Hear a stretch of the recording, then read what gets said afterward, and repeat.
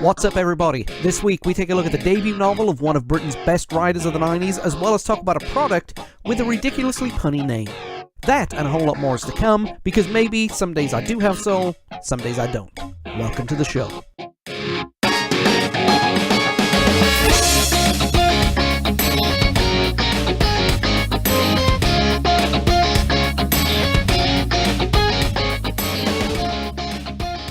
Yeah, some days I do have soul. And those are the days where I'm feeling happy. Not that I'm feeling sad all the time. I'm doing a lot better now. But guys, thank you for taking the time to listen to the show. I appreciate you jumping on board. This is one of these few episodes where you will be hearing nothing but my my wonderful voice. The whole thing is done by me, only me. So, hey, you've downloaded it. You strap yourself in because it's going to be a long, mumbly ride. No, great to have you listening to us again. We really do appreciate it. We had a good week last week, getting a lot of downloads, got a lot of feedback. I asked a question about Desert Island Discs, and I have to split the answer up into a couple of parts. So, guys, thank you very much for taking the time to interact with us. The last week has been kind of weird in the life of myself. First things first, I want to do a sincere congratulations to both my sister and new brother-in-law. They got married Friday. It's Saturday today that I'm recording, but they got married on Friday, and, you know, I wish them a long, happy, and prosperous life. They've had a really, really good last year or so, you know, hopefully it gets better for them, and, you know, hopefully that things keep going the right way for them. Also wanted to say a sincere thank you to my wife, to Sarah, who took the time out of her amazingly busy schedule to record the Women of Rock series with us. You guys don't understand how important that was for me to get her input. If there's anybody I trust more to know about rock music, and especially female rock musicians, it's my wife. But not only that, she was able to balance things out and give me perspective that I didn't have before. And I hope we all learned something with that as well, not just, you know, a whole bunch of praises, I guess you can say. Also want to let all of our Android listeners in on a few things. We are still having problems with Google. We can't get our feed to work in Google Play. And until we can't use the Google Play service. So in the meantime, if you guys are having a problem with Google Play, sign up to the Podbean app using your Facebook account, or download us on iTunes. Now, I know the whole point of having an Android is so you don't have to sign up for the evil empire. I got it. But unfortunately, that's where we're at right now. I really want to, you know, keep you guys listening, but unfortunately, we cannot go on Google Play right now. It's a shame and it's a pain. A couple of things I might do. I might start releasing whole episodes on the YouTube channel, but I don't really want to do that. So if anybody knows a way to get around the Google Play problem, and, you know, has done stuff like that before, let me know. Get in touch with me, becausemaybe@gmail.com. That way I can, you know, just make things better again, expand our audience, so on and so forth. But to get us on another platform, I really want to get on the Google Play Store, and it's just we've not been able to. So also this last week I had a bit of a debacle with Wendy's. Some of you may have saw this on my personal Twitter, some of you may not. I ordered the other night, and this is an injustice to me. I was still seething when I got, you know, the next day, which shows with everything going on in my life, my worry was about a hamburger. Right, so what happened was we ordered, for a start, there's 8 of us ordering something. When there's 8 of you, the odds of them getting somebody's wrong is high. Now, when they get somebody's wrong, they usually put the wrong sandwich in, or they put the seasoning on that was wrong, or whatever. I asked them to hold the tomato, whatever you want to call it, and they held the chicken. I had a chicken sandwich with no freaking chicken in it. Needless to say, that everybody in the house has been mocking me the last couple of days. They've been mocking me. And, you know, but the whole thing I wanted to do is I wanted to get Wendy on Twitter. For those of you who don't know, Wendy's on Twitter is real sarcastic, and they didn't reply to me, which I felt kind of bummed out, because, you know, that was the whole reason of complaining to them online. You know, it's happened before. I just ate a chicken sandwich with no chicken. So, all right, let's look at something fun. Let's look, you know, instead of me complaining about a dang sandwich. Last week, I asked you guys for your Desert Island Discs. And the reason I'm doing that is I'm doing a review of High Fidelity by Nick Hornby. And one of the major hallmarks of the main character in that book is he likes to make lists, and he loves music. So I thought, let's put them together. Let's ask the people of the world, what was your favorite Desert Island disc? Guys, I got an overwhelming response, and, you know, I can't thank everybody enough for putting theirs out there, for taking the time to write it out, having little debates here in the thread. I love that. And, I really, really want to do more stuff like that moving forward. So, I had such a big response that I decided that I was going to break this up into 2 parts. So, part 1, I'm going to read right now, and after we talk about Nick Hornby, we're going to do part 2. And I decided that looking through the list, that one album kept cropping up in pretty much everybody's list. Well, I say everybody's list, in most people's list, and they will be crowned the Desert Island Disc Champion. Also, at the end of the show, I'll tell you mine, and I'll point you in the direction of the blog that gives an explanation of why I love those certain albums. So, part 1 of Desert Island Discs is right now. We're going to start with Matt. Matt said, definitely maybe by Oasis. Mosley Shoals by Ocean Colour Scene. The Stone Roses by the Stone Roses. R.E.M.'s Automatic for the People. What's the Story? Morning Glory by Oasis. Wood Gets Around by the Stereophonics. The Doors by, The Doors. And Super Furry Animals Radiator. Great list. That's fantastic. Rich says, Phil Collins, but seriously? Dude. Phil Collins? No, I'm only kidding. I'm surprised there wasn't more than that. Manic Street Preachers, The Holy Bible, great album. R.E.M., New Adventures in Hi-Fi, an album that I'm learning to love as I get older. Suede, Head Music. Genesis, A Trick of the Tail. Roddy Woomble, My Secret Is My Silence. For those who don't know, that's the lead singer of Idlewild. Bruce Springsteen, Live in Madison Square Garden. And Ben Folds 5, Whatever and Ever, Amen. That right there is the most eclectic list, and again, a fantastic, fantastic list. Sammy J says, Led Zeppelin 3, Definitely Maybe by Oasis. The Doors, Strange Days. Metallica, Ride the Lightning.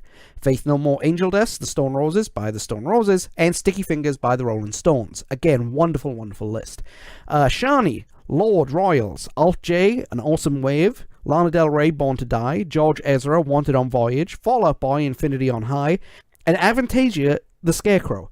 I'll be completely honest, I've heard of, with the exception of maybe Lord Royals, I've heard of none of those albums. But that's a great list too, Shani. I appreciate you taking the time to get into us. Lucy says, Storyteller by Carrie Underwood. Baptized by Drafty, I can never get that right. Magnetized by Emma Blackery. JLS by JLS. The Best of Lone Star by Lone Star. Riot by Paramore. The Best of the Stereophonics. The Hairspray soundtrack. And the Hoosiers, The Trick to Life. I'm really surprised that somebody that young in my area of the world has got so much country music on there. Appreciate you, Lucy. That's a fantastic, fantastic list.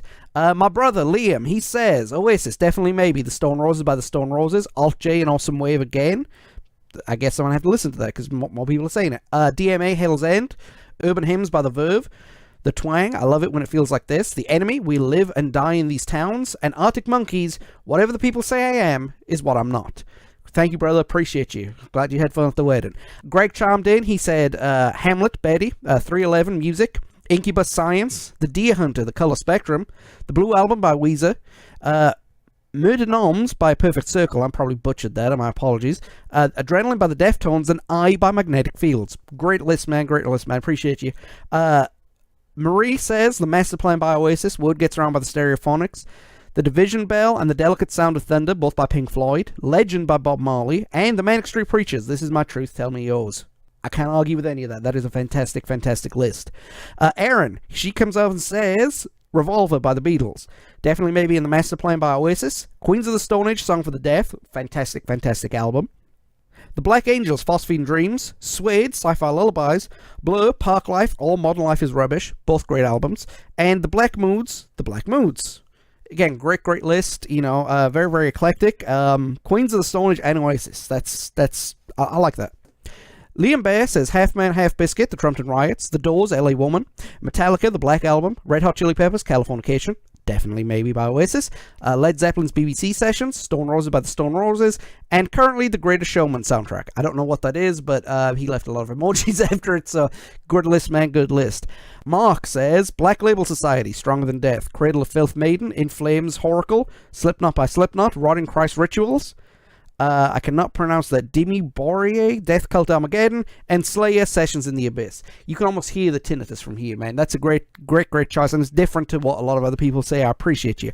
Tom says, Be Here Now by Oasis, The Stone Roses by Stone Roses, Please Please Me by the Beatles, Baby 81 by the Black Rebel Motorcycle Club, perhaps the most criminally underrated band in the world. The Vaccines, What Did You Expect from the Vaccines? Okay. That's a great album name. The Charlatans, Telling Stories. 9 Black Alps, Everything Is. And Hope of the States, The Lost Riots. Again, great list, Tom. Appreciate you taking the time. Gareth, he says, Pulp, A Different Class. The Killers, Hot Fuss, great album. The Cranberries, No Need to Argue. Cast, All Change, a criminally underrated album. And The Stone Roses by The Stone Roses. And finally, Patrick says, Oasis, Morning Glory, Blue Park Life, Counting Crows, This Desert Life, Mosley Shores by Ocean Colour Scene. I probably got that wrong. I probably got tongue-tied. But thank you for everybody who so far I've announced as Desert Island Discs. We will be coming to more later on in the show, where I will also tell you mine. We're halfway there, as the kids say. We're not talking about lemons and chairs right now. We're talking about good music, not Bon Jovi. Not that Bon Jovi was bad. Bon Jovi fans, don't hate me. Okay, but we're about to move on. But guys, if you're on social media, look up Because Maybe Podcast, Twitter, Tumblr, Facebook. Look up the blog, BecauseMaybePodcast.wordpress.com. Search Because Maybe Podcast on YouTube. And watch out, we're going to have a new social media schedule coming out over the next couple of days, where we're actually going to use the social media sites as the way we're supposed to. But in the meantime, let's go through High Fidelity by Nick Hornby, and I'll get to you on the other side. Review Corner, the written word.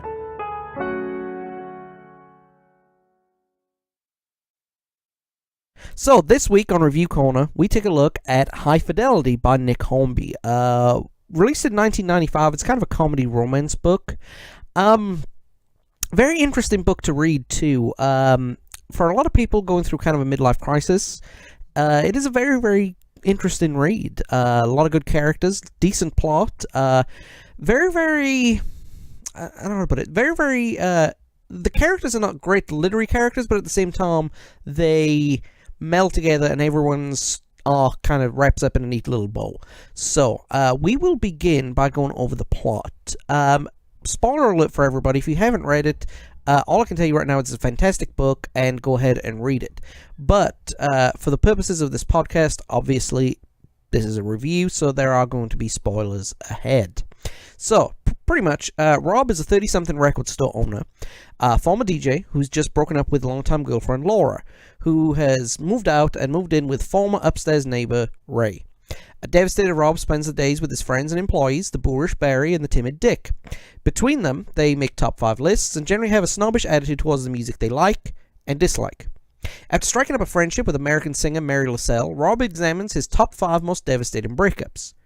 This, combined with the death of Laura's father, rekindles their relationship, after Rob admits his attitude from a fear of commitment. After a brief crush on a music columnist, Rob realizes that Laura is the only one for him, and with her help rekindles his old DJ career. With one eye on the future, Rob finally figures out how things are supposed to work. That's a very condensed version of the book, but that's pretty much it in a nutshell. One thing I like about this is it's written in first person, and Rob is very matter-of-fact. He doesn't try and... He tells everything as it happened, and he doesn't try and, put his own memory and thing on there. He just, if you don't like it, that's just how it was and what happened. And we'll get to that here in a moment. The structure of the book is a straight linear story, though. There are no flashbacks other than Rob's description of them. Again, from his point of view. Again, he's not a biased or an unreliable narrator, but it's first person. So, his point of views of things, you take them with a pinch of salt. So, we're going to start looking at the characters real quick. Rob Fleming is the main character of the book, again, the narrator of the story. He's a likable character and a dislikable character all at once, and he can basically justify anything that he has done wrong in his life. So, for example, he's in one of the chapters, I think it's chapter 3, he explains to the world that there are 4 things why Laura would have left him. He had an affair. He said he was looking for someone else. His attitude towards Laura's pregnancy and termination. And basically saying that she ruined his life. And that's appalling. From, looking at it, it's appalling. But he justifies it by saying, you know what? You can judge me all you want to. Look at what I've done. And write down your 4 most terrible things that you've done. No justification, just in plain, simple terms, what you did and what happened. And then tell me if what I've done is worse. So kind of like, ooh, okay, fair enough. That's how he keeps you on his side. He's not really likable in certain situations, but because he justifies it, and he plain English justifies it, you kind of can see where he's coming from. He also blames Laura for the unhappiness in his life at the beginning of the novel, as well as some of his past, including a breakup with a character called Charlie, who he broke up with many, many years ago, and I'll get into that here in a little while.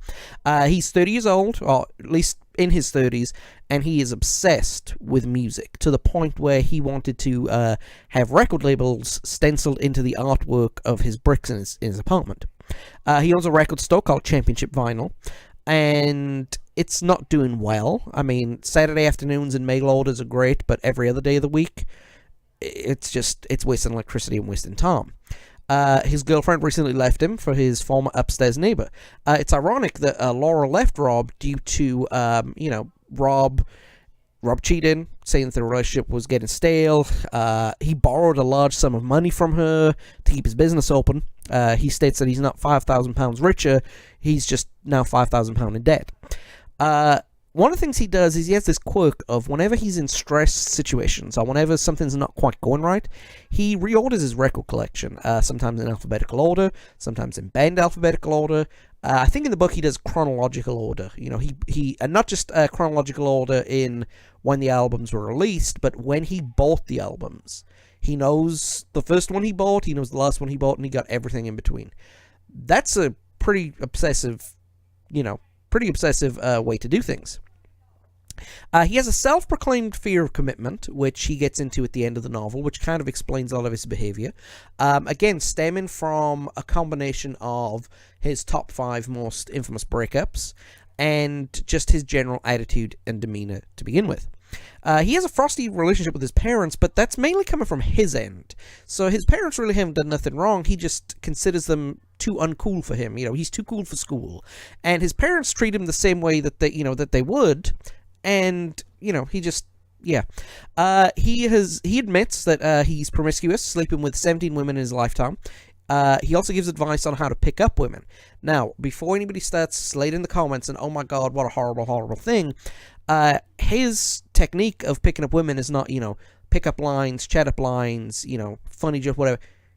Ask questions, listen to their answer, treat women like humans. So, you can make of that what you will. If it's true, it's true. If it's not true, it's not true.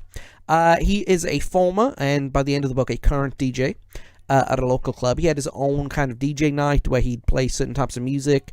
The type of music that he plays was a little bit more underground, and I'm not saying like, underground illegal music or underground, hardcore music, nothing like that, but more, you had to really know music to know some of the acts that he was talking about. His life basically revolves around making mixtapes, music, Laura, and making top 5 lists. After Laura breaks up with him originally, he kind of stalks her, showing that he didn't handle things correct or well. He would write letters, he would call, and, it wasn't very, very good. Again, it's a disgusting, horrible behavior, but he justifies it by saying, yes, it's not right, but you've done the same thing, leave me alone. That kind of thing. So he's calling it the hypocrisy of the reader if they've done something similar to if you disapprove of something he's done, even after all these years, he's still hung up on his ex-girlfriend Charlie, and considered that breakup the one that kind of broke the camel's back in terms of his rejection and commitment issues.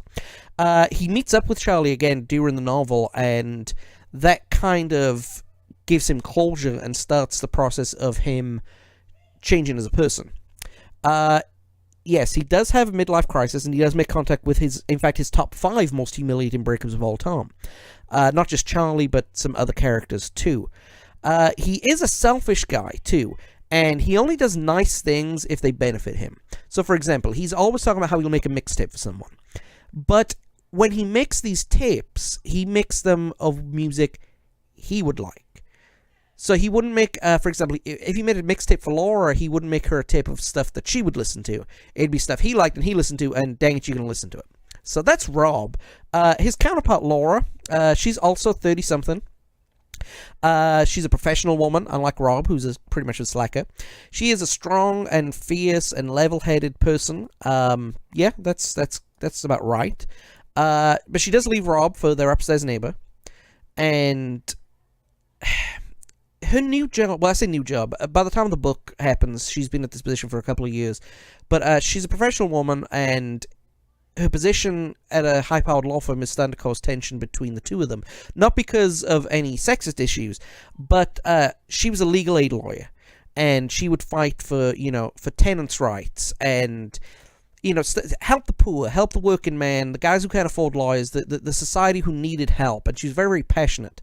Unfortunately, the backstory is that, she lost her job in the Thatcher government, and as a lawyer, she could only get work at the corporate level, and that's kind of, crimping their style a little bit, and it's the type of work that she's doing rather than she's a high-paid professional with a job, which is causing the tension. She realized pretty early on in the relationship with Ray that it maybe wasn't a good idea, and she returned to Rob after a couple of weeks of that relationship. And basically, her time was miserable, both in love and personality. They didn't get on, not arguing and fighting, but they didn't click. It was a fling, and then they realized, oh crap, this is it. She's close to both of her parents, and was pretty much devastated when her dad died. Side note, that her dad loved Rob, thought he was fantastic, and his passing was kind of the catalyst that brought them back together. She does genuinely love Rob, but the problem, and she wants to make it work, but the problem is they're just so toxic at times that it's a hard thing. But unlike Rob, she is selfless in what she does. For example, she goes out of her way to make sure that Rob goes back to his old self, and the part that she loved about him. And while Rob is unappreciative at first, because he's Rob, because it's just who he is, he eventually comes around. We take a look at Barry next. Barry is an employee and a friend of Rob. He is loud, boorish, and obnoxious. He has a jealous but lonely personality. For example, when a fellow co-worker Dick, who we'll get to here in a moment, when he starts dating, Barry goes into like a jealous rage. He's like really, really off, and which is really, really weird. He lets his opinion be known to people whether they care or not. And he's always had this dream of being a frontman in a rock band, and regularly auditions for roles, and in fact has his own advertisement in the window of Championship Vinyl. He finally gets his wish, mainly due to his name. The band that they were called Barrytown, and they needed Barry from Barrytown. And then they changed the name of the band to Sonic Death Monkey, which he said, Rob said, you're a 30-year-old man, Barry. You can't be in a band called Sonic Death Monkey. At the end of the book, of course, the band has evolved one more time from an original experimental piece into a group that kind of does, naff covers, as they say, Twist and Shout and Long Tall Sally and all that nonsense that, that early 90s people would do in nostalgia, with the 70s. He is a musical snob and takes delight in torturing people with that knowledge and abusing people who don't know it and who like popular music. He hates commercial music, and he loves knowing things that people don't know, especially when it comes to different types of music. Barry and Rob are joined at Championship Vinyl by Dick, who is again an employee and a friend. Dick is very intimidated by Barry. Barry, scares him pretty much. But Dick is a shy and decent person, one of the few in the book. He dates a woman called Anna later in the book, and brings out the best in him, really. He starts to get more confident, and, like Barry, he's into rare music, but he is more open to other styles and open to help people. Dick is kind of the antithesis of Barry. He is a quiet and meek man, and described as a patient school teacher, which kind of explains why, Rob keeps him around. And I'll get to that theory here in a minute, because it is quite interesting. Then you have Mary LaSalle, an American country musician, recently arrived in London. She's a strong but vulnerable woman. She's running away from love back home in the United States. But she's a loud and positive person, takes a shine to Rob, and Rob takes a shine to her. She and Rob do end up sleeping together, but it's not a great experience due to their collective baggage at the time. They both kind of, it's not quite right. They do remain friends, at first to Rob's horror, because he's that English of, hey, we've had sex, we can never speak to each other again, as if we're not in a relationship. Mary does turn out to be Rob's voice of reason, though, and helps him through a lot of what's going on. She also becomes close to Dick and Barry, too, I guess because of the love of music, and And she's kind of interested in living like a local, not so much like a touristy kind of thing, but she wants to blend in and assimilate, as opposed to just be, another face in the crowd.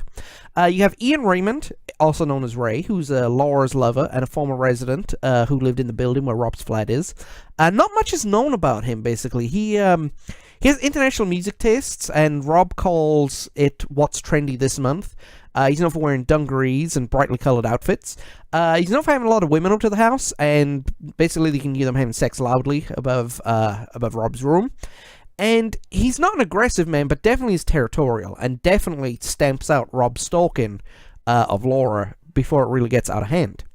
There are other characters in the book too. Laura's friend Liz, Mary's bodyguard T-Bone. They have minor roles in the plot, but don't really move it along, so we're not going to be talking that much about them. Caroline, who works for a newspaper covering Rob's return to DJ, she has a little bit of a role. Rob develops a crush, and in the end, T-Bone takes a liking to her, and that's basically all that it is. It kind of almost derails Rob's life while he's back on track. And then there's former girlfriend Charlie, who also plays a small role in helping with what will become Rob's redemption. So, this book does have a lot of themes and a lot of things that it basically goes through, and we're going to go through them one by one, kind of like what we did with Trainspotting. First of all, we could take a look at lists. Rob, Dick, and Barry are constantly making lists. A lot of this book is constant list making. Even if they don't talk about what's on the list, they mention a list that they've made. We've all done, we all have these in-jokes and out-jokes, and, everybody has this territorial stuff, but definitely list. They range from just top 5 music albums, top 5 toppings on a pizza, top 5 chocolate bars, simple music lists, life lists, serious, funny, so on and so forth. The main arc of the book stems from Rob's top 5 humiliating breakups, which kind of leads to his change towards the end of the book. These lists are basically used by the characters to either explore their future or to dodge the reality of their situation. So with Rob, the reality is his girlfriend's left him. Well, let's look at the 5 worst breakups I've ever had. Well, that's not living through reality. They put through top 5 lists of songs on a Monday morning when the Monday morning is bleak. I mean, Barry walks into Championship Vinyl Monday afternoon, I should say, in the rain, playing Walking on Sunshine. So, that's yeah. But Rob actually takes to using his top 5 list and starts to reevaluate his life.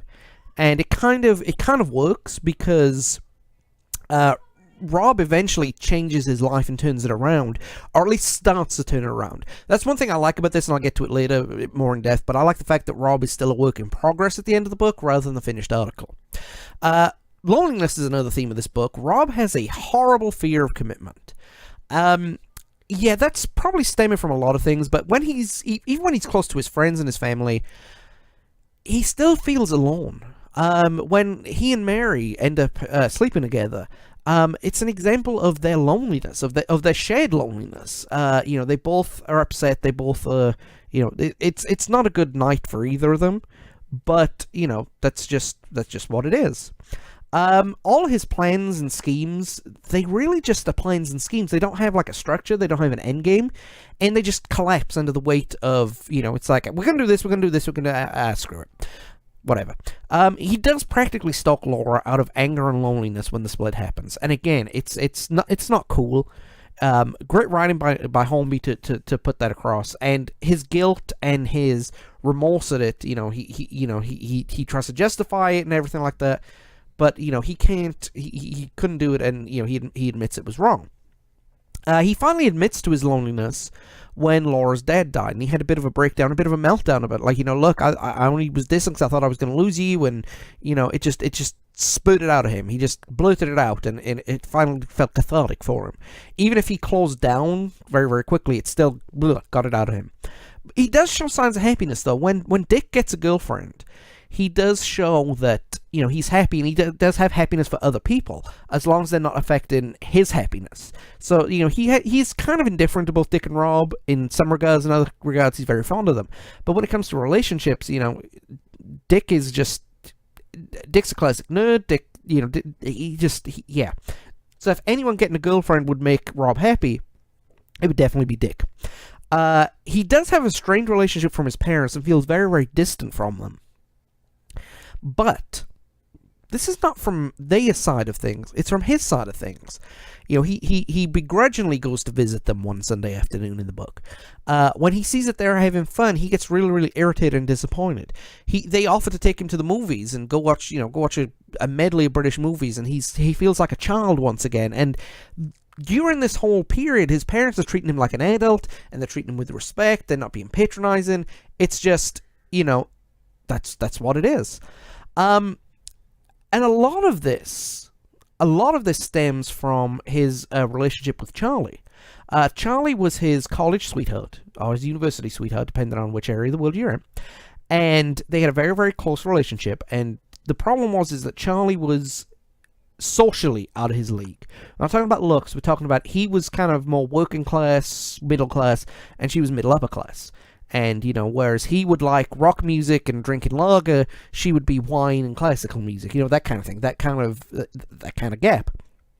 And eventually, that kind of messed him up of how they broke up. And to this day, or at least to a certain point in the book, he's horrified that he's still hung up on this woman, and he never really got over that breakup. He still loves her, and he just couldn't do it anymore.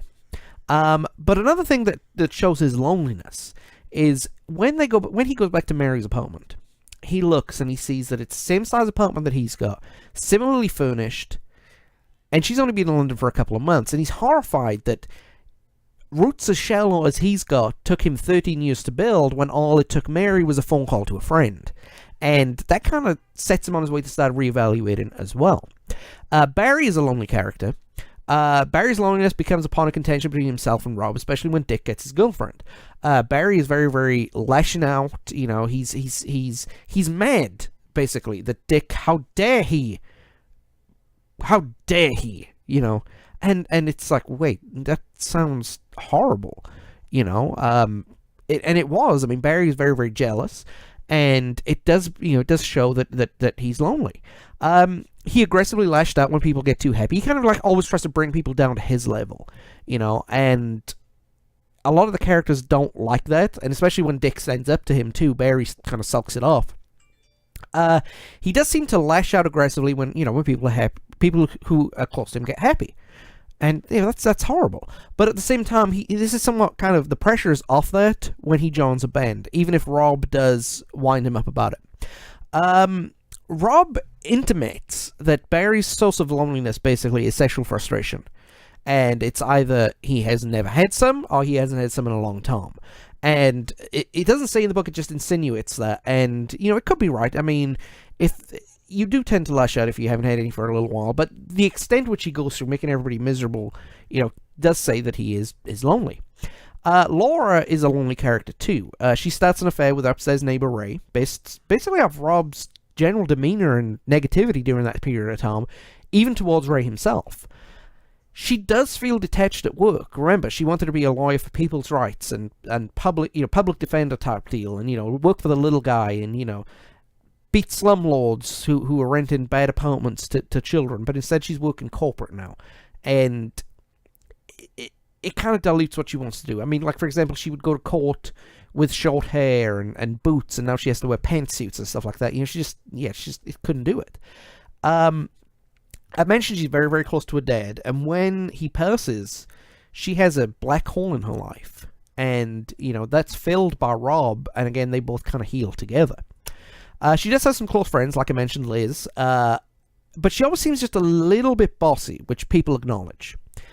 And there is a point, it's slightly uncomfortable, that was written in the book. Rob had an affair with a woman called Rosie, and Laura was pregnant at the time, and when she found out that he was having an affair, she had an abortion.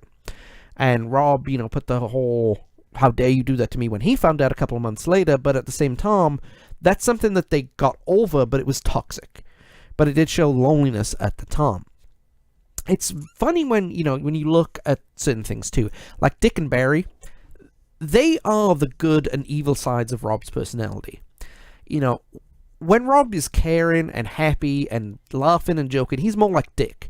But when he's depressed and morose, he's more like Barry. So, he can be loud and obnoxious and mean-spirited and, just all that. But at the same time, he's got a kind heart, which is kind of what Dick has too. There's a lot of infidelity in this book as well. Rob has an affair with a woman named Rosie, who you don't really hear about. Rob describes her as psychopathic. Claims it's the best sex he ever had, but it wasn't worth the hassle. Which is a very, very bold statement for anybody to make. Laura has her own affair, moves in with who she's having an affair with. Again, both reconcile and prove that in their own way that they do kind of love each other. But Rob almost ruins that. One chapter in the book, Rob and Laura have a discussion about whether or not they should even try and get back together, if there's a chance that they could get back together. And Laura doesn't know what she wants to do. Says there is a chance, and maybe she will come back, but she's got a lot to do on her end. And now Rob takes that as, hey, fantastic, we might get back together. And to celebrate this, he goes, has drinks, has a curry, and sleeps with Mary. Straight off the bat. Now, I keep saying Mary. I should point out, it should be Marie. I've got my notes. For some reason, I've got Mary. It should be Marie. My apologies. But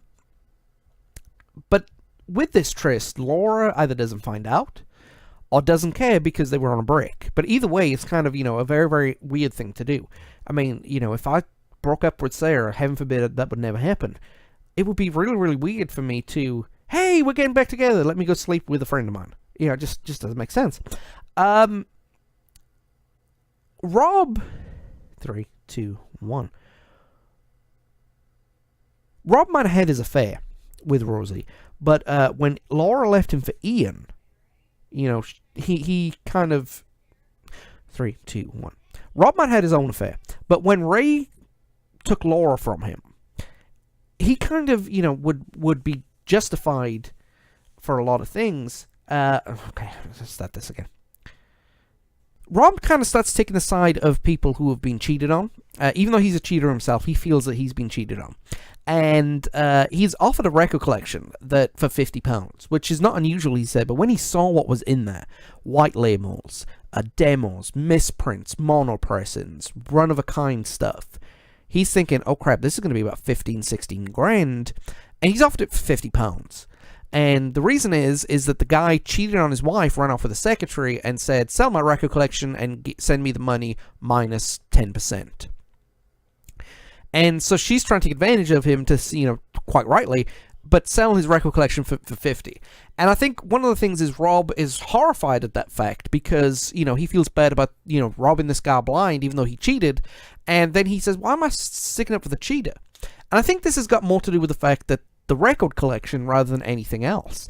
I mean, he doesn't care that the guy cheated. It's the fact that the music trumps everything else. And that's a hallmark of Rob, is that, yes, he might be a cheater. He might stalk people. He might be a good guy. He might be a bad guy. But above all else, his life is centered around music. So when he's offered this collection for peanuts, he takes the side of the cheater just to make sure that the record collection doesn't get, in bad hands. Which is kind of weird and kind of cool at the same time. Rob does develop a minor crush on newspaper reporter Caroline, who is sent to cover the return of his DJ nights. This is a small side arc. It kind of derails a little bit from the story, but it also shows that Rob's having a hard time to change, but is eventually trying to change. And, it's just, to me, that part of the book was all weird, and, if it wasn't in there, it wouldn't have, be missed, as far as I'm concerned. And of course, most of Rob's top 5 most humiliating breakups ended in some form of infidelity. If infidelity between, two teenagers counts, when they're kissing in the park or whatever. But everything else kind of, with the exception, I think, of one relationship where he was the they all kind of ended with him being cheated on, which again contributes to his fear of commitment. Music, however, is one of the biggest themes in this book. Rob, Dick, Barry, Mary, their lives are kind of intertwined with music. How you feel, how you act. Rob's not buying the record collection, his DJing, Barry's band, Dick's thousands of mixtapes. That's their life. Their life is music. Rob has a record collection in the thousands of CDs, ranging from modern and rarities to stuff like the White Album. Barry and Dick spend their whole lives intertwined with music. Barry was in a two-piece drum and vocal band. He's tried to be in many bands as well as have an extensive collection of records and tapes. Dick himself has a major collection of records and tape, which he shares. Rob claims to have hundreds of tapes that Dick has made that he's never even listened to. That's how much music means to Dick, Barry, and Rob. Mary's a country music singer. A natural showwoman. She does a gig at Rob's shop, and it's a big deal. Makes Rob a lot of money, helps him wipe out a lot of his debt.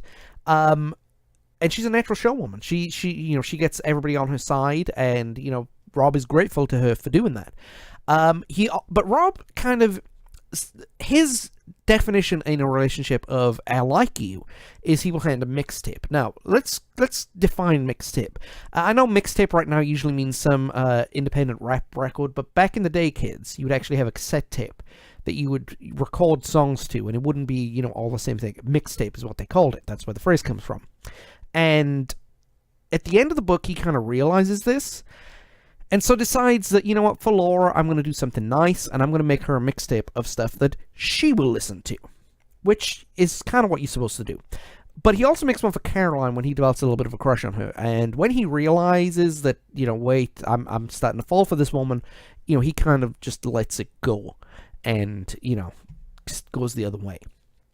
But also, the last major theme of this book is redemption. In the end, all of the characters kind of have redeemed themselves in their own little lives. For example, Rob understands his faults in life, and he's trying to change things. Now, the great thing about this is Rob is only starting to see what's going on and how he can change. He's not the finished article. And that's good because, that's one thing I hate is when everything's wrapped up too neat. Rob is still rough. Rob still needs some polishing, but he at least knows what his issues are, and he's going to work on them, and I think that's fantastic. It's better than the more cliched, and Rob learned all his lessons and is a completely changed man. No, I'm glad that he's still working on it. Another thing Rob was worried about was his DJ work, and he was worried that he wouldn't be well received when or if he made a comeback.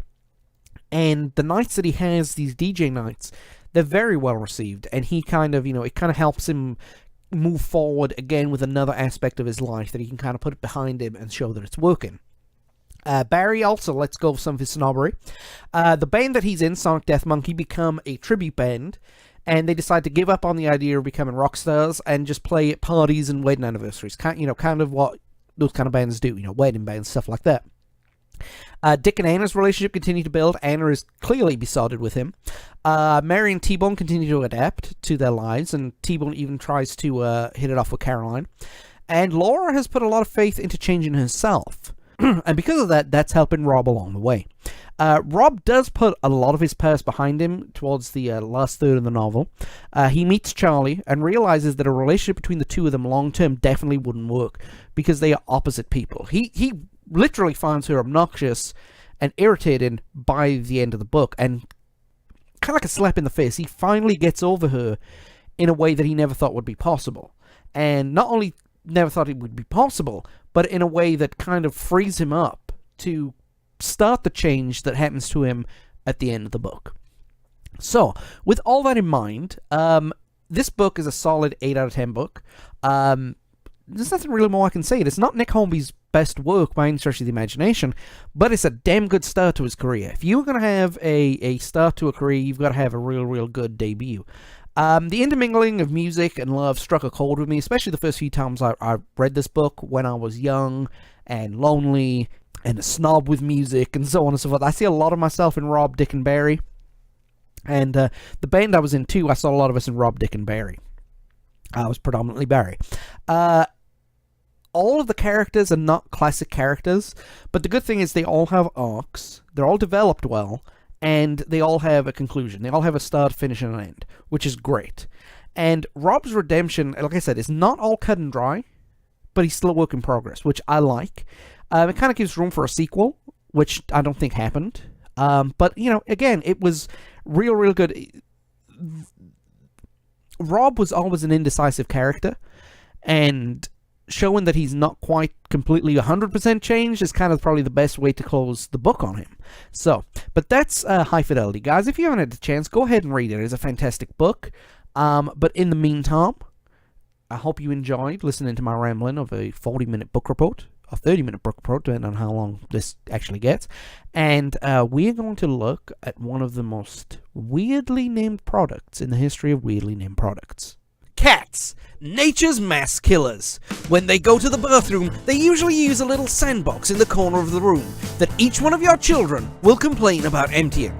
However, our scientists have come up with a simple solution.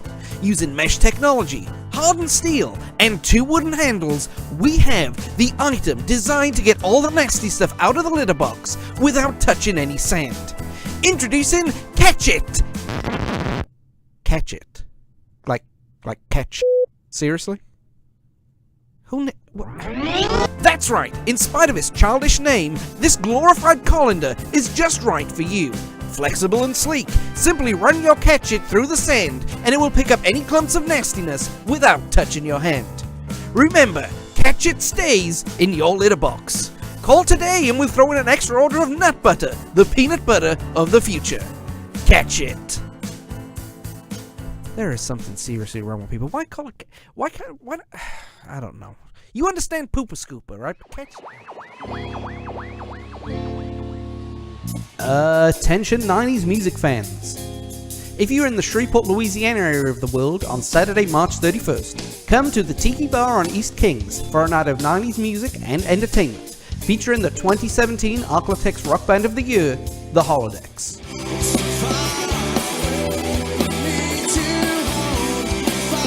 Showtime is at 9 p.m, although due to limited seating, you may want to arrive just a little bit early. A valid ID is required at the door, and entry for this great night of 90s entertainment is just $5. That's right, just $5 at the door.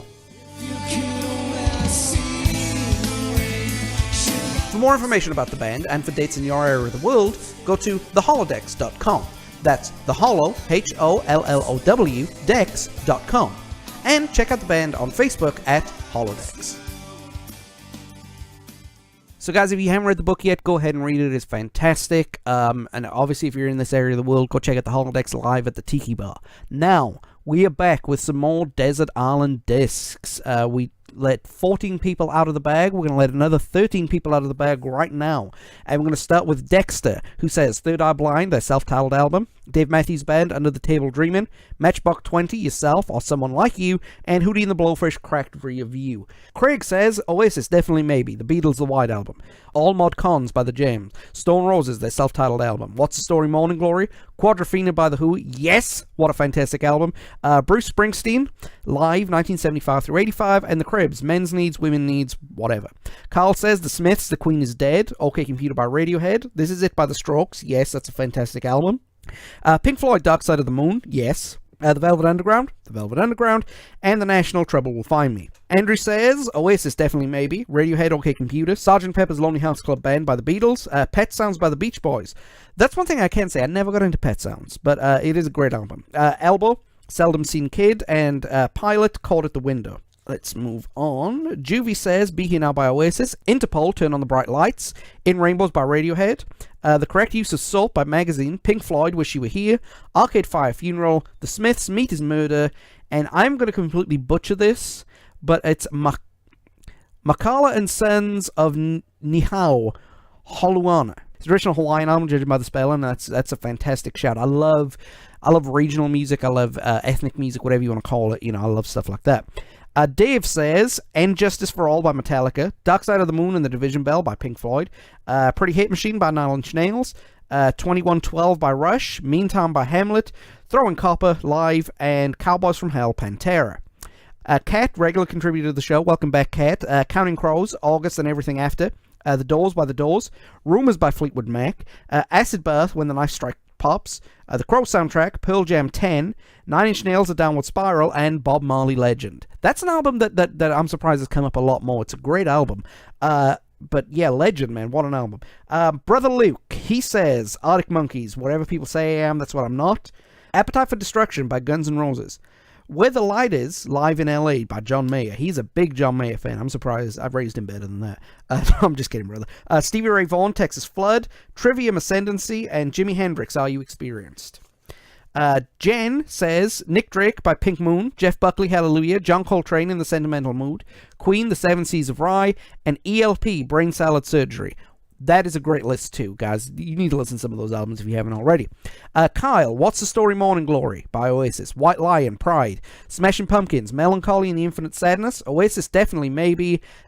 I can't argue with that. White Lion is a great band, but it was a hard time explaining to everybody who they were if they asked me.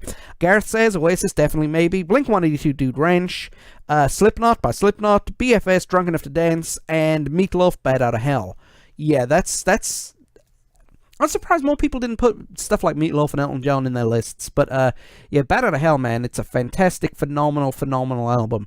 And if you haven't listened to it, you know, I recommend that you, well, go ahead and do. Vicky, this is where I'm a horrible friend.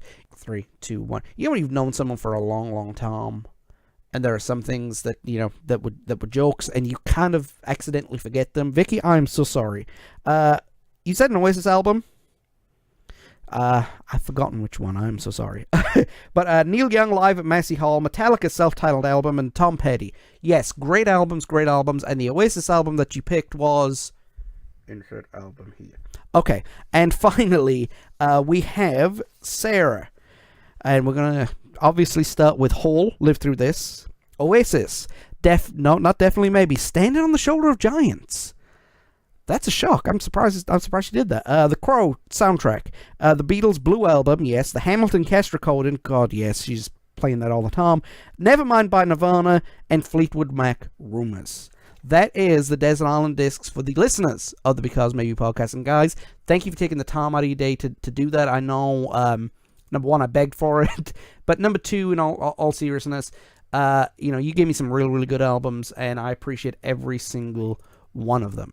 So, I know what you're thinking. John, you've been speaking for a long time. What are your Desert Island Discs? Well, I'm going to read them off right now.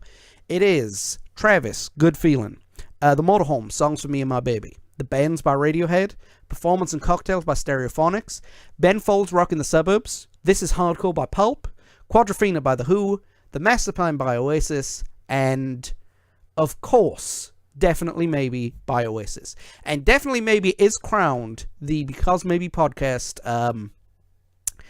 the Because Maybe podcast Desert Island Disc. I mean, I don't know what it is, but it's another award for the cabinet for them. But Definitely Maybe, man. A lot of people picked it because it is such a fantastic album. Even if you don't like Oasis and don't like what they became and don't like the Gallagher brothers, Definitely Maybe is a fantastic, phenomenal album.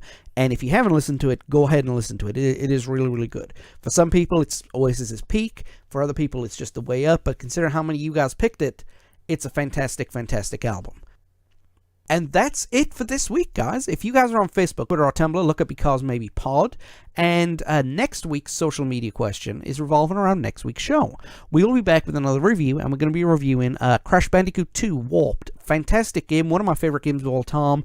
And there's a little bit more to it than just going over the game, which I'll get to next week. But I have to ask, because the last two video games have been remade that I've reviewed, do you think that remakes show a lack of originality in game developers? I'd like to hear your comments on that. I'd like to hear what you guys have got to say because, you know, I'm like I said before, I'm a gamer. I like playing certain games. I don't consider myself, you know, some of these hardcore idiots, you know, who harass women and you know, call everybody a noob and stuff like that, you know, kind of like my son. No, I'm just kidding. But, you know, I want to know if you think, because, you know, the perception is amongst video games, and the perception is amongst movies, that things have been remake. Look, my favorite game is being remade about 8 times. I'm pretty sure it's going to be available for Tea Kettle before long. That's Skyrim, by the way. But, you know, yeah, I'd like to hear your opinions on that. But before we come back with next week, I just got to say one thing. There are a lot of things going on in the personal life of everybody here at Castle Connolly, and I don't want to assume bad things are going to happen. In fact, I want good things to happen. But should bad things happen, I will be posting an extra episode. But in the meantime, I'm hoping I don't have to do that for a long time. But in the meantime, we have this review. We have, so far, episode 4 and season 2. I can't believe that I've made 16 episodes of this, and we've got a heck of a lot more to come. Thank you guys for taking the time to listen to this, and I will see you next week when I'm talking about Crash. See you soon.